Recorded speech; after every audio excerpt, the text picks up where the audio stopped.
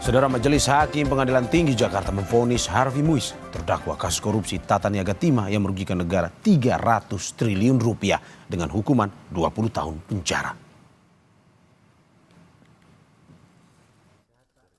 Kasus korupsi timah yang melibatkan suami selebritas Sandra Dewi, Harvey Muiz, dan juga Crazy Rich Jakarta, Helena Lim, belum juga usai. Kamis kemarin Pengadilan Tinggi Jakarta memperberat vonis hukuman Harvey menjadi 20 tahun penjara. Sebelumnya Harvey divonis 6,5 tahun penjara oleh Majelis Hakim Pengadilan Tipikor di Pengadilan Negeri Jakarta Pusat. Selain vonis 20 tahun penjara, Harvey Muiz juga didenda 1 miliar rupiah dan mengganti kerugian negara sebesar 420 miliar rupiah. Menjatuhkan pidana kepada ia terdakwa Harvey Muiz dengan pidana penjara selama 20 tahun dan denda sebesar 1 miliar rupiah dengan ketentuan apabila denda tersebut tidak dibayar akan diganti dengan pidana kurungan selama 8 bulan.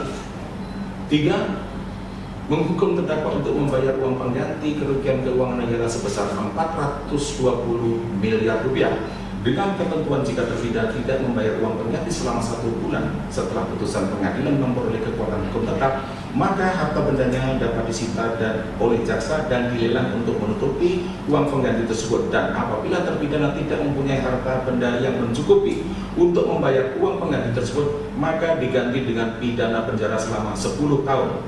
Tidak hanya Harvey Muiz, Pengadilan Tinggi DKI Jakarta juga memperberat vonis Crazy Rich Helena Lim menjadi 10 tahun penjara dari sebelumnya 5 tahun penjara. Helena Lim juga didenda 1 miliar rupiah dan membayar uang pengganti kerugian negara sebesar 900 juta rupiah. Menyatakan terdakwa Helena telah terbukti secara sah dan meyakinkan bersalah melakukan tindak pidana korupsi secara bersama-sama dan tindak pidana pencucian uang. Menjatuhkan pidana kepada terdakwa dengan pidana penjara selama 10 tahun, denda 1 miliar dengan ketentuan apabila denda tersebut tidak dibayar akan diganti dengan pidana kurungan selama 6 bulan. Menjatuhkan pidana tambahan berupa pembayaran uang pengganti kepada terdakwa sebesar 900 miliar dengan memperhitungkan 900 juta, mohon maaf saya ralat, dengan memperhitungkan barang bukti yang telah disita pada tahap penyidikan. Vonis yang lebih ringan baik pada Harvey maupun Helena Lim sempat menjadi sorotan publik hingga Komisi Yudisial melakukan penyelidikan pada majelis hakim yang memutus perkara itu.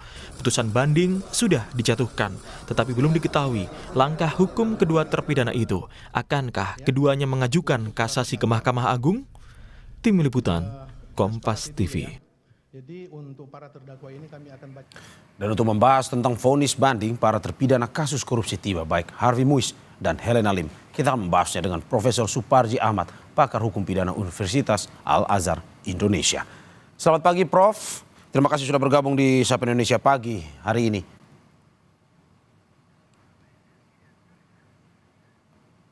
Selamat pagi Prof.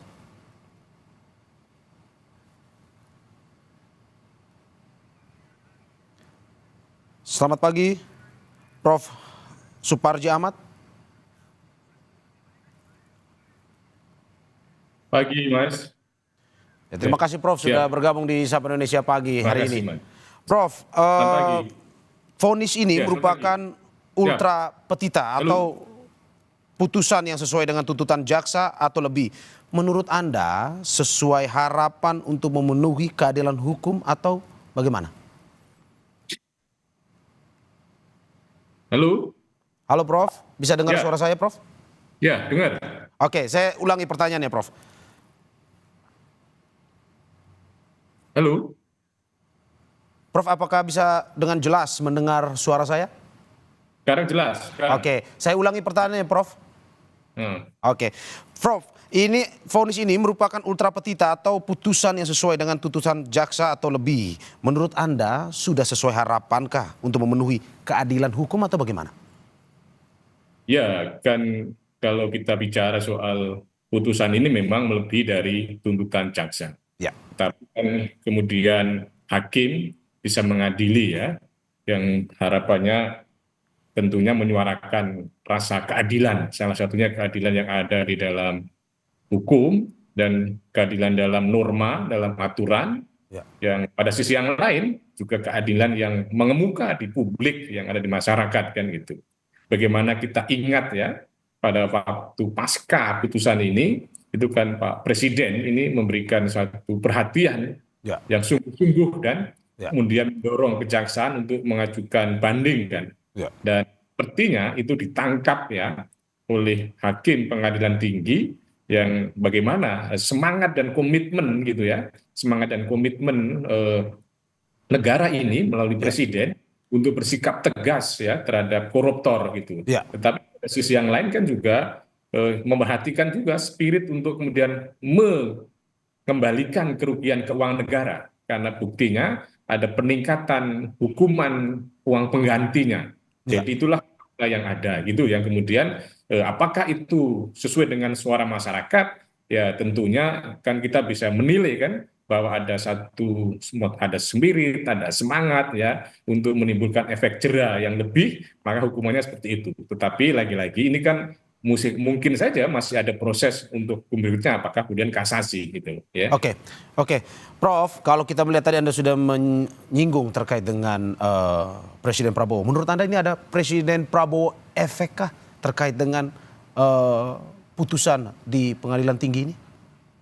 Ya menurut saya itu tidak bisa kemudian kita kategorikan presiden efek kan ya karena apa? Karena dalam proses penegakan hukum kan harus mendasarkan pada fakta dan alat bukti kan gitu. Dan apapun alasannya bahwa presiden ataupun siapapun ya tidak boleh melakukan intervensi dan kekuasaan kehakiman termasuk hakim harus bersifatnya independen, bersifat netral. Jadi menurut saya lebih dominan karena pertimbangan banding dari kejaksaan itu bisa meyakinkan kan gitu loh. Tapi pertanyaannya kan kemudian dari kejaksaan ini kan bandingnya tentunya kan sama dengan tuntutannya, tetapi kemudian melebihi dari tuntutannya. Nah itulah kemudian hakim berusaha menggali sendiri tentang kemudian mendapatkan kebenaran dan keadilan yang pada pertanyaan berikutnya apakah yang digali salah satunya adalah pernyataan, statement presiden, tentunya itu tidak bisa diabaikan. Tetapi kemudian kita tidak bisa mengatakan bahwa itu sepenuhnya pengaruh dari presiden karena faktor utamanya adalah bahwa hakim harus independen. Gitu. Oke, ada kritik yang mengatakan bahwa putusan kemarin ini tidak mempertimbangkan rasio legisnya atau asas hukumnya, lebih ke rasio populis. Menurut Anda seperti itu atau bagaimana? Ya, saya kira pandangan dan pendapat itu adalah sah-sah saja ya, karena memang pada kenyataannya seperti itulah ya, bahwa rasio legisnya ya pada umumnya kan mestinya ya kalau putusan itu sesuai dengan tuntutan lah ya, atau tidak melebihi dari tuntutan. Rasio legis pada umumnya itu, meskipun juga dimungkinkan untuk bisa melebihi dari tuntutan. Nah, pada sisi yang lain juga faktanya memang ada dorongan yang kuat dari publik ya untuk kemudian memberikan hukuman yang berat yang mestinya itu tidak mempengaruhi secara signifikan. Tapi lagi-lagi bahwa apapun ya yang diputuskan oleh hakim kita harus menempatkan sesuai dengan asas hukum res judicatoir, keputusan hakim adalah harus dianggap benar selama belum dikoreksi oleh instansi putusan di atasnya atau misalnya melalui kasasi. Jadi tetap harus dikalkulasi sebagai sesuatu yang benar gitu loh ya. Oke, Prof, kalau melihat 13,5 tahun bertambah di Pengadilan Tinggi Jakarta, menurut Anda apakah mungkin kuasa hukum dari pihak Harvey Muiz akan mengajukan kasasi? Lebih baiknya mengajukan atau tidak kalau pendapatnya, Prof? Menurut saya akan mengajukan gitu loh. Karena apa? Karena ya memang tidak sesuai dengan keyakinan keadilan bagi terdakwa, bagi penasihat hukum gitu ya. Tetapi mungkin saja ada kekhawatiran juga, jangan-jangan nanti nambah gitu loh. Jangan nambah di kasasi. Tetapi menurut saya tidak perlu berasumsi nambah gitu. Tetapi yang terpenting kalau punya alasan, punya argumentasi yang kuat kan, pasti di tingkat kasasi akan bisa melakukan apakah ada kesalahan penerapan hukum, kesalahan penilaian alat bukti, kesalahan dalam menilai fakta persidangan dan lain sebagainya. Jadi masih ada instrumen untuk kemudian mengajukan ya upaya hukum melalui mekanisme hukum biasa yaitu adalah kasasi gitu ya. Oke.